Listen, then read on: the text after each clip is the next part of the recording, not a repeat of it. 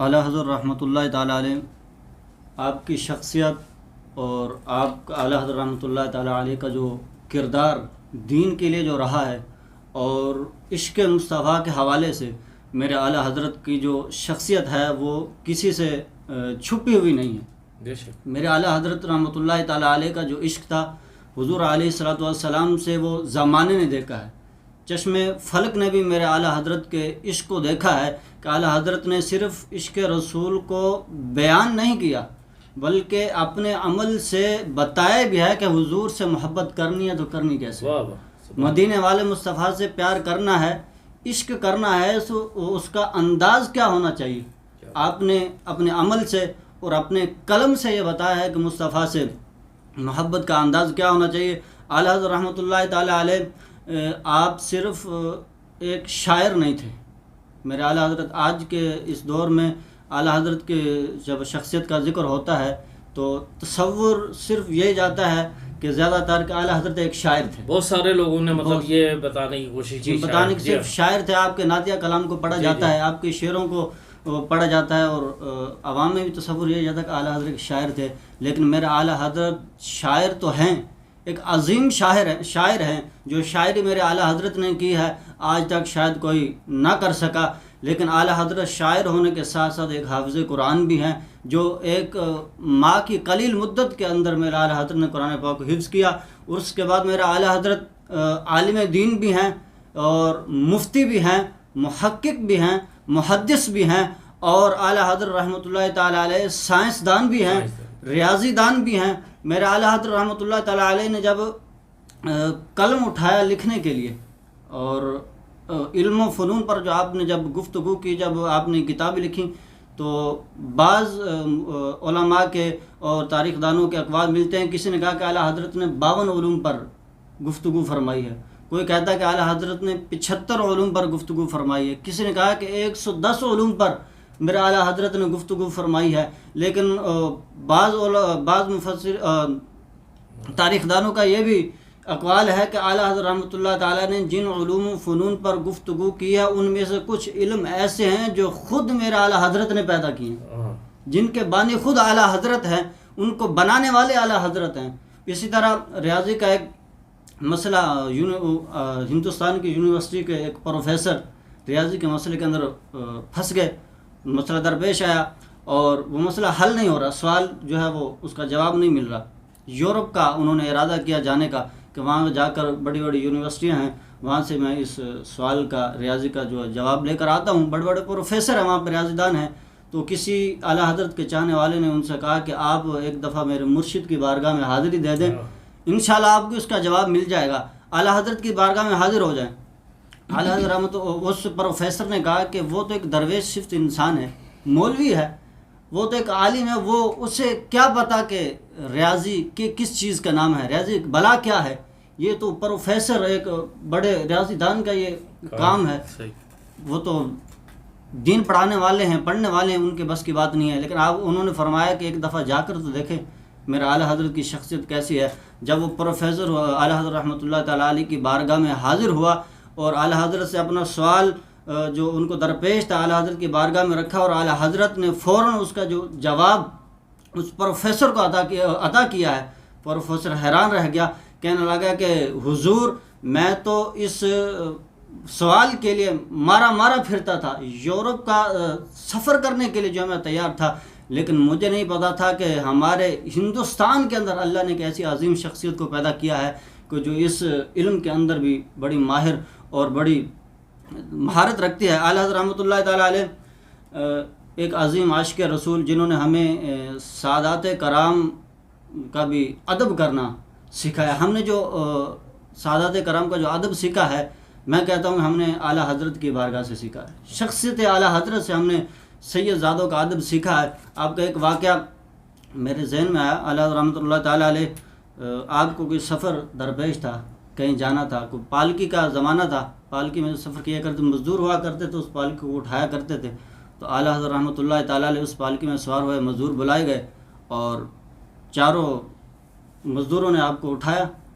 تھوڑا سا سفر کیا اور آپ نے فوراً کہا کہ پالکی کو روکا جائے، نیچے اترے۔ اعلیٰ حضرت کی آنکھیں نم ہیں، آنسو ہیں اور فرمانے لگے کہ آپ چاروں میں سے سید زادہ کون ہے؟ اللہ اکبر، آپ چاروں میں سے سید کون ہے؟ آل رسول کون ہے؟ ایک مزدور ان میں سے عرض کرنے لگے حضور میں سید زادہ ہوں، میں آل رسول ہوں، سادات کرام میں سے ہوں، نبی کے گھرانے میں سے ہوں۔ تو اعلیٰ حضرت رحمۃ اللہ تعالیٰ علیہ نے اس سید زادے کے پاؤں پکڑ کے بولا کہ مجھے معاف کر دینا، مجھے نہیں پتہ تھا کہ تم سید زادے ہو، اگر مجھے پتہ ہوتا ہے کہ تم سادات کرام میں سے ہو اور میں کبھی بھی آپ سے یہ پالکی نہ اٹھاتا۔ اور اعلیٰ حضرت احمد رضا کا عشق یہ کبھی بھی گوارا نہیں کرتا کہ پالکی کے اندر احمد رضا بیٹھا ہو اور ایک نبی کا گھر والا سعادت کرم اس پالکی کو اٹھا کے جا رہا ہو۔ اعلیٰ حضرت رحمۃ اللہ فرماتے ہیں کہ آپ اس پالکی کے اندر بیٹھیں، اب احمد رضا خود اس اپنے کندھوں پر جو ہے سعادت کرم کو اٹھا کر لے جائے گا۔ یہ اعلیٰ حضرت کا رحمۃ اللہ تعالیٰ علیہ کا عشق۔ اعلیٰ حضرت رحمۃ اللہ تعالیٰ نے جو سلام لکھا ہے میرے اعلیٰ حضرت نے، اس سلام کے اندر آپ کے سلام کا آخری شعر ہے، مجھ سے خدمت کے قدسی کہے ہاں رضا، مصطفیٰ جان رحمت پہ لاکھوں سلام۔ ایک مصرع ہے، مجھ سے خدمت کے قدسی کہے ہاں رضا، مصطفیٰ جان سلام اب سناؤ ذرا، مجھ سے خدمت کے قدسی کہے ہاں رضا، وہ صلاۃ و سلام اب سناؤ ذرا، مصطفیٰ جان رحمت پہ لاکھوں سلام۔ اعلیٰ اس منظر کی نقشہ کشی علماء نے بڑی پیاری کی ہے۔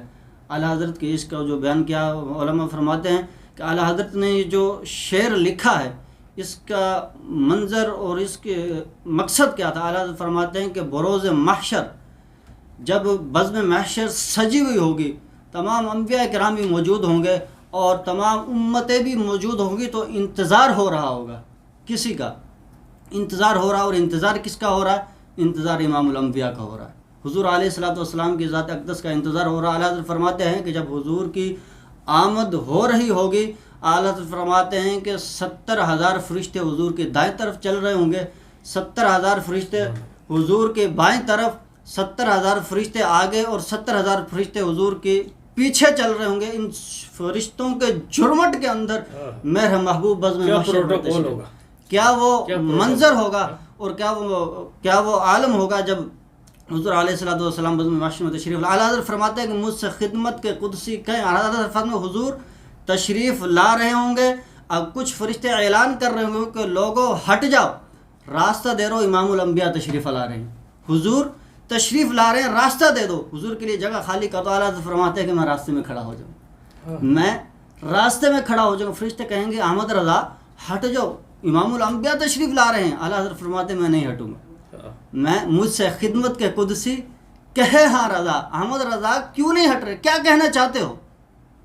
کیا کہنا چاہتے ہو؟ اعلیٰ حضرت فرماتے ہیں کہ پھر اس وقت میں یہ کہوں گا کہ مصطفیٰ جان رحمت پہ لاکھوں سلام۔ اعلیٰ حضرت فرماتے ہیں کہ یہ سلام پھر میں پڑھ کر حضور کی بارگاہ میں سناؤں گا کہ فرشتے مجھے کہیں گے احمد رضا ہٹ جاؤ، میں نہیں ہٹوں گا،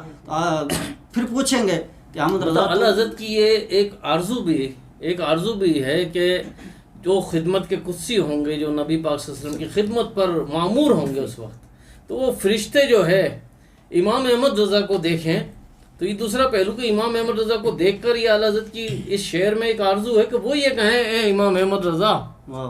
وہ صلاۃ و سلام اب سنا ذرا، یہ موقع ہے، وہ صلاۃ و سلام اب وہ پڑھو، وہ صلاۃ و سلام اب سناؤ ذرا مصطفیٰ جان۔ اعلیٰ حضرت رحمۃ اللہ تعالیٰ علیہ کی سیرت میں سے ایک واقعہ یہ بھی ملتا ہے کہ آپ رحمۃ اللہ تعالیٰ علیہ نے فرمایا کہ جب میرا وصال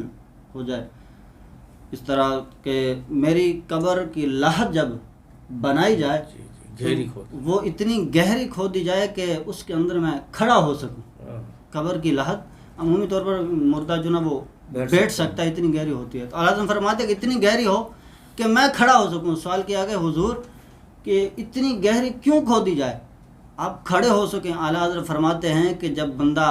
مرتا ہے، انتقال ہوتا ہے، قبر میں جاتا ہے، تو قبر میں حضور تشریف لاتے ہیں،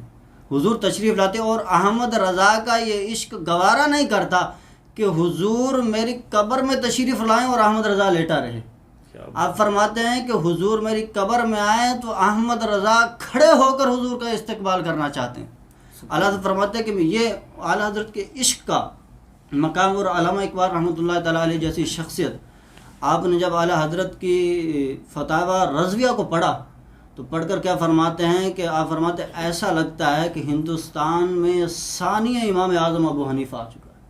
اللہ تبارک و تعالیٰ نے ہندوستان کو امام اعظم ابو حنیفہ کا ثانی عطا فرمایا ہے، اور یہ جو اعلیٰ حضرت رحمۃ اللہ تعالیٰ علیہ کی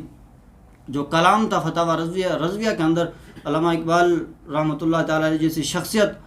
آپ سے اتنی متاثر ہوئی اور آپ کی تعریف بیان کیے، علامہ اقبال رحمۃ اللہ تعالیٰ علیہ بھی نہ رہ سکے، اور آج ہم جو اعلیٰ حضرت رحمۃ اللہ تعالیٰ علیہ کے گن گاتے ہیں، اعلیٰ حضرت رحمۃ اللہ تعالیٰ علیہ کی تعریفیں اور آپ کی تعلیمات پر عمل کرتے ہیں، اس کی بنیادی وجہ یہی ہے کہ اعلیٰ حضرت رحمۃ اللہ تعالیٰ علیہ ایک